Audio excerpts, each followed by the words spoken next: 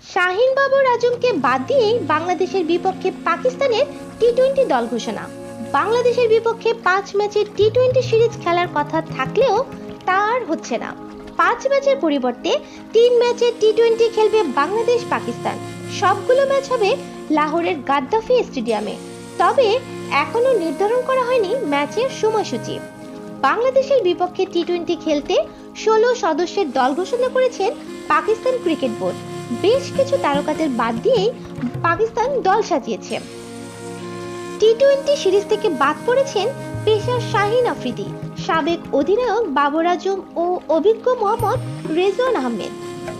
দলটিতে যুক্ত হয়েছেন হাসান আলী, ফকর জামান, সাইম আয়ুব। ডাক পেয়েছেন অলরাউন্ডার ফাহিম আশরাফ। রয়েছেন ফাস্ট বোলার ওয়াসিম জুনিয়র ও নাসিম শাহ।